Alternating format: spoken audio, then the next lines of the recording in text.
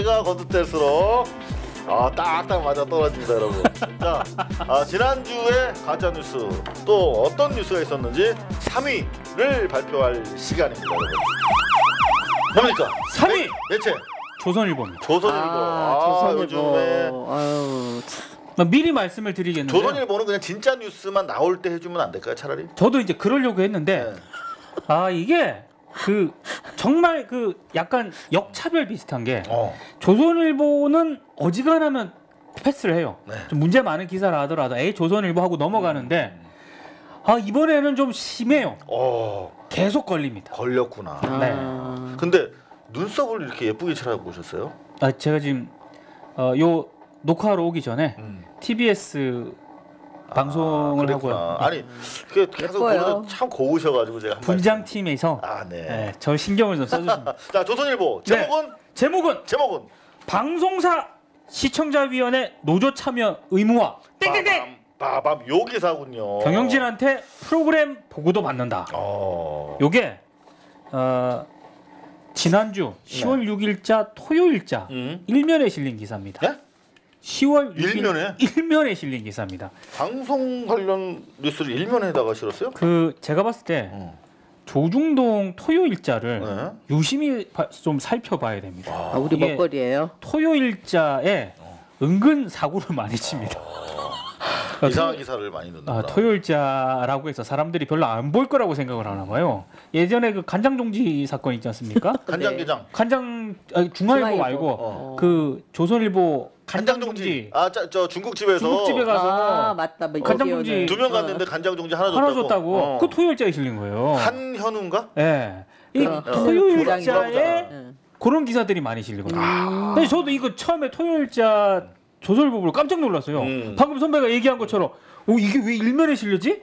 라고 했는데 내용은 더 가관입니다. 그래요? 궁금하네요. 그러니까 방통위가 좀 최근에 좀 일을 좀 하는 것 같아요. 그래서 뭐 방송사 시청자위원회에 노조 참여를 좀 의무화하고 그리고 시청자위원회가 방송 프로그램 편성에 관여할 수 있도록 그러니까 시청자의 참여를 좀 폭넓게 보장하는 쪽으로 조치를 취하라고 한 거예요. 방송법에서 규정하고 있는 시청자의 방송 접근권, 액세스권을 행사하도록 문을 열어준 거네요. 그렇습니다. 근데 이 기사에 대한 조선일보의 해석, 시청자위원회를 사실상 노조가 주도하는 검열기구로 만들어 노조가 방송을 장악하겠다는 의도 아니냐? 헐. 내가 이거 보면서 놀고 있네. 이게 왜냐면 저 오바도 적당히 해야 되거든요. 근데 이게 문제가 뭐냐면은 그 방통위의 그 조처가 뭐냐면은요. 뭐예요? 시청자위원회 선정위원회를 노사 합의로 구성해야 한다. 이걸 권고를 한 거예요, 방송사에다가. 그러니까 시청자위원회라고 하는 것은 시청자의 입김을 그 방송 제작 과정에다가 씌우도록 하기 위해서 여러 가지 인구 비례학적 그리고 여러 가지 계층 해서 이제 뽑는데 제가 할까요? 그거를 노사가 경영자만 하면 이 편준될 수 있으니 노사 같이 하라는 그런 취지인 것 같은데 제가 틀렸나요? 맞아요. 깜짝이야. 맞는데 이제 전문가께서 전문가는 아니고 구체적으로 우리 민국장님 자료 주시면 제가 찾아보는 역할, 조사부 역할을 하잖아요. 근데 고전에요. 이게 시청자위원회 구성을 노사 합의로 하라는 게 아니고요. 이 조선일보가 제가 오바라고 하는 이유 중에 하나가 시청자위원 선정위원회를 노사 합의로 좀 구성하라. 이렇게 권고를 한 거거든요. 이걸 가지고 뭐 노조가 시청자위원회를 이렇게 오바를 떨고 있습니다. 이게 시청자위원회라고 하는 것이 우리나라 방송법에서 규정하고 있는 의무사항이에요. 모든 방송국이 하는 건 아니고 종편, 그다음 보도 채널, 그 보도 기능을 갖고 있는 방송사들은 전부 다 시청자위원회를 두게끔 되어 있습니다. 1990년대부터 의무화시켰거든요. 근데 보통 이 시청자 선정위원회가 시청자위원을 한 10명에서 15명 정도로 선출을 해요. 그래서 임기는 한 2년 정도 되고요. 시청자위원들은 어떤 사람들이 하냐면 되게 교육단체, 소비자단체, 여성단체, 청소년단체, 노동단체, 언론단체, 변호사, 그다음에 학계, 그러니까 이런 그 다양한 그 직능 단체들의 대표들이 그들의 이들의 시각으로 방송을 한번 프로그램을 보는 거죠. 그래서 이제 이들이 매년 매월 한 번씩 회의를 하는데 그 회의 때 어떤 내용을 얘기를 하냐면 방송 편성에 관해서 의견을 개진할 수 있고요. 편성. 그다음에 방송 프로그램 내용에 대해서도 코멘트를 할 수 있어요. 그렇죠. 그리고 이것을 시청자위원들이 회의에서 얘기를 하면 그 경영진은 이거에 대한 멘트를 답변을 하고 이것을 실행하겠다, 실행하지 않으면 어찌하여 실행할 수 없다는 구체적인 내용을 명기를 해서 기록으로 남겨야 됩니다. 네. 답변 의무가 있네. 네. 그래서 그러니까 이 규정인데 이게 2010년에 2010년 맞죠? 방송통신위원회가 시청자위원회에 대해서 여러 가지 의견들이 있으니까 몇 가지 공고안을 냈어요. 그 중에 하나가 어떤 위원이 시청자위원이 될 수 있다. 뭐 임기는 어떻다. 그다음에 어떻게 시청자위원을 공모해야 된다. 자격은 어떠한 자격을 가져야 된다. 그리고 지역성과 다양성을 고려해야 된다. 이런 얘기들을 했고 여기 이제 이 시청자위원회를 구성할 때 보통 제가 실은 EBS 같은 경우는 시청자위원회가 의무사항은 아니에요. 혹시 EBS 시청자위원이세요? 제가 올해 어쩐지 너무 잘하세요. 올해부터 제가 올해 하고 있는데요. 그 거마비 같은 것도 좀 나옵니까? 회의 참석비를 주시죠. 그러니까 프로그램을 EBS 프로그램을 되게 꼼꼼히 보고 다른 채널하고 비교도 해서 보고 그러면 장단점을 알 수가 있더라고요. 그리고 많이 줘야 됩니다. 시청자위원들한테. 그리고 얘기를 보니까. 프로그램 분석하고 나서 회의에 참석해서 얘기를 하면 담당 최고 CP들이나 본부장님들이 나오셔가지고 설명을 하세요. 그리고 그 시청자위원들이랑 이렇게 입장들이 다르니까 토론도 붙기도 하고 목소리가 높아지기도 하죠. 저는 되게 좋아요 그런 게. 왜냐하면 그렇죠. 살아있는 거니까 조직 자체가. 시청자위원으로 누가 선정했는지 선정을 잘했네 우리 김수남 박사를. 네. 그렇게까지 얘기를 하시면 부끄럽고요. 네, 부끄럽다고. 네. 자 일단 그렇게 중요한 시청자위원회를 법률에 규정된 대로 좀 더 잘 대표성 있게 선정하기 위한 선정위원회를 이를테면 노사가 같이 하면 더 좋겠네요. 네. 그렇죠. 근데 왜 조선일보는 그렇게 오바를 하는 거예요? 일단 조선일보는 네. 노조를 너무 싫어해요. 그래서 노조의 영향력이 증가하는 거를 극도로 경계합니다. 노조가 세지는 건 뭐든지 싫어. 예. 저는 그 연장선에 있다고 보고요. 또 하나 이게 저는 결정적이라고 보는데 뭡니까? 방통위가 방송사 시청자위원회에 노조 참여를 좀 많이 반영하라고 이렇게 권고를 한 거잖아요. 이게 이 흐름이 계속하게 되면은 계속되면 TV조선에도 맞아요. TV조선도 둬야 돼요. 이게 둬야 되거든요. 두고 있어요 지금 현재. 그러면 TV조선 시청자위원회에 노조의 영향력이 또 들어간다는 얘기인데 이거는 조선일보 입장에서는 경기 일으킬 만한 그런 상황인 거죠. 근데 조선일보 노조가 그렇게 경영진이 경기를 일으킬 만큼 그렇게 색깔이 선명해요? 지금 집행부가 그렇습니다. 근데 요즘에 안 그래도 제가 요 기사를 읽다가 가져왔는데 네. 미디어 오늘배 족구대회 참가 신청 이거 아니구나. 요거야. 중요한 겁니다. 족구대회. 족구대회. 그러면 전국 언론이 살림살이 맨날 CBS가 1등하지 않아요? 됐고요. 잠깐만. 네네네. 조선일보 노조가 노보에다가 언론사 세습은 언론 자유의 적이다 이런 기사를 썼어요. 왜 그러냐면 지금 사실은 조선일보 사주랑 노조랑 아마 이렇게 격하게 대립하는 양상을 보인 건 처음인 것 같아요. 박준동 위원장인데 이 양반이 언론사 사유화와 세습이 언론 자유의 적이라는 사실을 사측이 스스로 입증하고 있다. 이거 기사만 보면 미디어오늘이 보도한 거예요. 언론사 사유화 세습 언론 자유의 적이다라면 올해 노조가 사측으로부터 얻어낸 것은 별로 없지만 분명하게 밝힌 것은 있다. 노조 안에 조선일보 안에 성역은 있고 언론 자유는 없다는 사실이다. 이제 말하네. 이제. 왜 그런가 봤더니 좀 한 줄만 더 읽어드릴게요. 대를 이어 세습돼 내려갈수록 기업가 정신은 옅어지고 특권은 강화되기 마련이다. 어떻게 이렇게 아무리 노조지만 조선일보에서 이렇게 올바른 말이 나올 수 있어요? 지도자 자질과 상관없이 절대 권력은 언론 자유를 압살하며 구성원을 편향되게 만든다라고 비판했어. 하나만 더.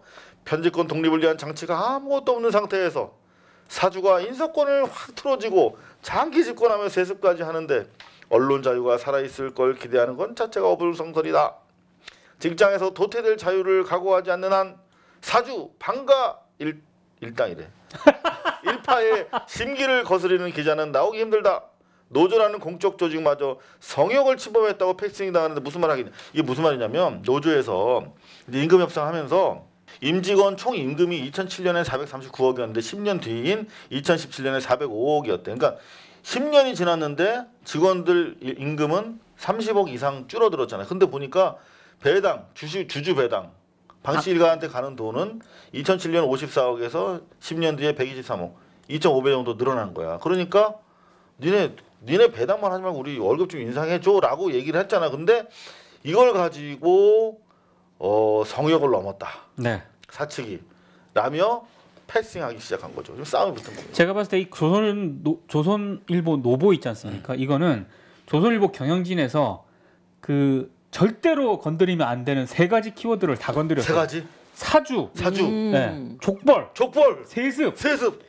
이거는 건드리면 안 되는 거거든요. 근데 지금 박준동 위원장이 건드렸어요. 그러니까 완전히 지금 병기 일으킬만 한 거죠. 야, 조선일보 살아날 수도 있겠네요. 네. 정신 있는 기자가 있네. 그러니까 이런 지금 노조 집행부가 있다는 게 저는 신기할 정도입니다. 신기하네. 그렇죠. 조선일보가 2005년인가요? 2004년에서 언론노조에서 탈퇴했죠. 그렇죠. 그러니까 기자협회는 남아 있고. 네. 그렇죠. 그러니까 그 조선일보 자체의 노동조합이 노동자들의 권리를 지킬 수 있는 것이 실은 배제돼 있고 있다고 생각을 했는데 무슨 일이 있는 걸까요?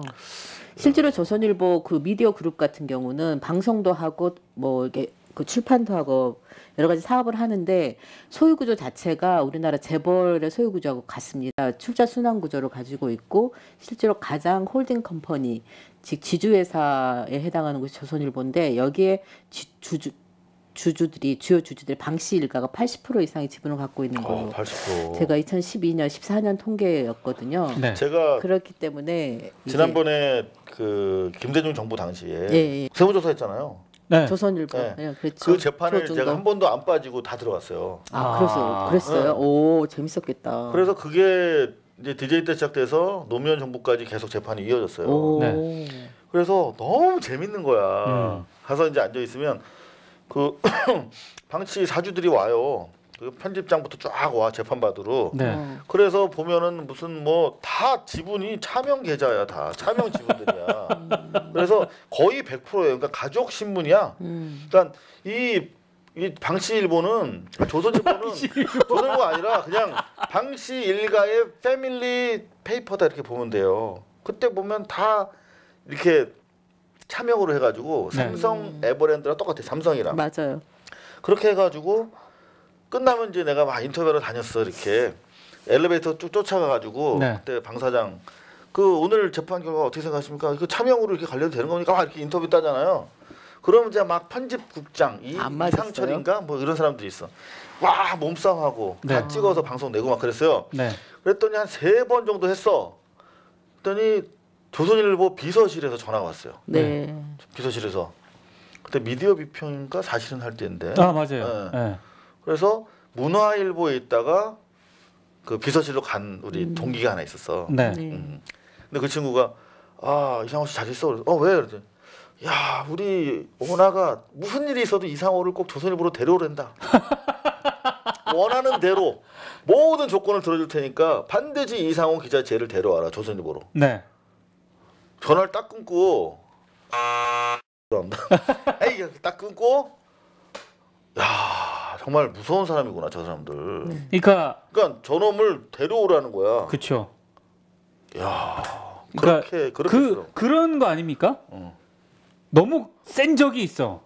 얘를 그냥 치는 것보다 우리 편을 만드는 거지. 그러니까. 그거를 잘하죠. 이병철 씨하고 조선일보가. 그리고 그때 실제로 놀랐어요 사실은. 저기 동과투이 1974년도에 조선일보도 그 기자들이 저항을 할 때 상당히 한 40몇 명이 해고가 됐었는데 동아투이는 아직까지도 문제가 되지만 조선투이에 대한 얘기는 안 나오잖아요. 왜냐하면 돈 주고 해결했거든요. 90년대 초반에. 그러니까 이 방씨 가족은 그 지주 자본가로서 돈의 위력을 어떻게 행사해야 될지 제 기억에 방씨가 이병철 그 삼성가는 돈을 쓰는 것이 남달라요. 사람을 기분 좋게 하면서 쓰죠. 제가 오늘 처음으로 공개했습니다. 조선일보 갈 뻔했어요. 제가 이 기사를 네. 가짜뉴스 3위로 꼽은 이유는 이 기사는 네. 사실상 뭐 방송사 시청자위원회 노조 참여를 경계하는 기사 같지만 그거를 한꺼풀 딱 걷어내면은요. TV조선 절대로 안 돼. 이 흐름이 TV조선에 오는 건 절대로 안 돼. 이거를 의도한 기사죠. 이건 정확하게 가짜 뉴스예요. 네, 이거 가짜 뉴스예요. 그러니까 팩트 자체가 틀렸어요. 네. 자, 이거는 정말 오랜만에 100% 가짜 뉴스. 이거 100% 가짜 뉴스예요. 근데 질문 있어요. 네. TV조선 사장이 누구예요? 아들. 방상훈 사장 아들이에요. 그렇죠. 제가 알기로. 방정호인가? 잠깐만. 제가 봤을 때 이런 거 바로 확인해 보겠습니다. 방정호로 알고 있는데. 방정호인가?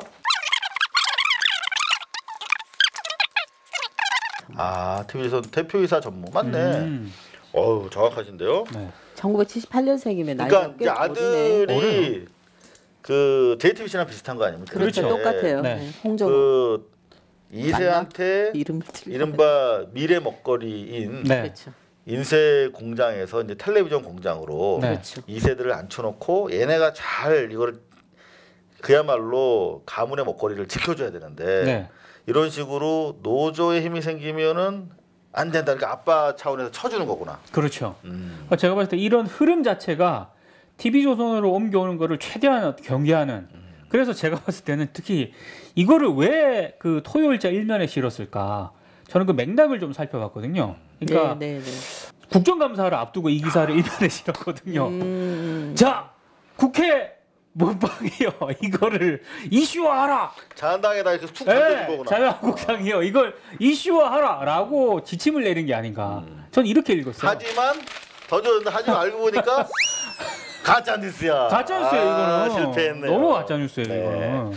그러니까 알겠습니다. 현 그 문재인 정부가 언론 정책에서 상당히 보수적인 입장을 취해서 불만이 많은데, 그 실제로 촛불 집회 있을 때 이 방송 공영방송을 어떻게 그 자유화할 것인가, 그러니까 시민 참여를 얼마나 늘릴 것인가에 대한 토론들이 굉장히 많이 있었고 저도 발제를 한 기억이 있어요. 네. 근데 저 말고 다른 분들도 마찬가지로 다양한 계층의 연령에 그다음에 지역의 사람들이 공영방송의 의사결정 구조에 참여할 수 있는 통로를 만들어달라는 공통된 목소리였습니다. 그냥 시청자위원회 수준이 아니라 좀 더 권한을 달라.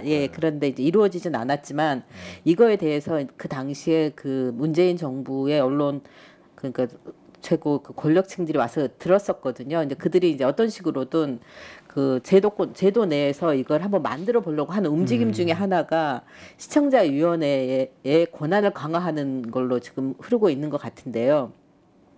즉 이거는 방송을 얼마나 민주화할 것인가 하는 이슈하고 물려 있는 거예요. 그렇죠. 그렇기 때문에 그리고 그 전에는 시청자위원회는 실은 엄밀한 의미에서는 법에 이렇게 규정되어 있지만 회사가 자기들이 뽑아요.